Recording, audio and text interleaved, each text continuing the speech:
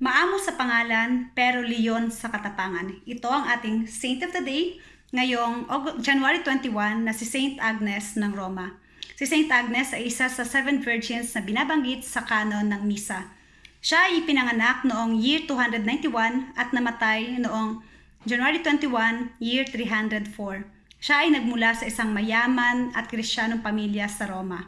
Lumaki din siyang isang napakagandang bata. Kaya nga, marami ang nagsikap na makuha ang kanyang kamay sa kasal. Pero lahat ng mga lumalapit at naniligaw sa kanya, busted. Bakit?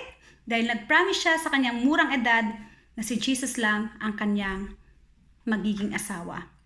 Isa sa mga makapangyarihan at maimpluwensyang tao na nanligaw sa kanya ay si Procop, isang anak ng gobernador sa kanilang lugar noon. Pero katulad ng mga lalaking nauna nang nanligaw sa kanya, binasted din niya ito. Kaya si Procop lumapit sa tatay niya at yung tatay niya naman ay sinuhulan si Agnes. Pinangakuan ng marami at magagandang mga bagay. Pero matindi ang paninindigan ni Agnes. Hindi ako magpapakasal sa inyo. Kasama si Procop at marami pa sa mga binasad niyang lalaki, nagtanim ng sama ng loob sa kanya.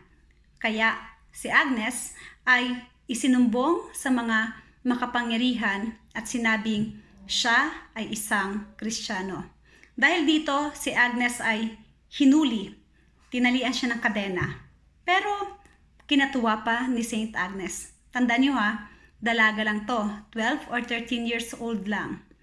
Sunod na ginawa kay Agnes ng isang prefect ay hinuli siya at ipinarada sa kalsada ng nakahubad patungo sa isang prostitution house. Pero sabi nga sa mga legend, bigla na lang humaba ang kanyang buhok at natakpan ang kanyang kahubaran. Yung mga lalaking nagnasa sa kanya, yung mga lalaking tumingin sa kanya ng malaswa at pinilit siyang halayin, ay mga nabulag. Yung anak ng prefect din ay namatay. Pero sabi, sa panalangin ni Saint Agnes, ito ay muling nabuhay. Kaya umatras yung prefect na to sa paghatol sa kanya ng kamatayan. Ibang tao ang humatol sa kanya ng kamatayan. Ano yung ginawa? Pinatali siya sa isang poste at sinimulan siyang sunugin sana ng buhay. Pero lumakas ang hangin at itinaboy ang apoy. Kaya hindi man lang masunog o nasunog si Saint Agnes. Kaya anong ginawa sa kanya? Siya na lang ay pinugutan ng ulo at sinabi pang sinaksak siya sa leeg. Si Saint Agnes, Batang Santa. Ang kanyang pangalan, Agnes, ibig sabihin, tupa.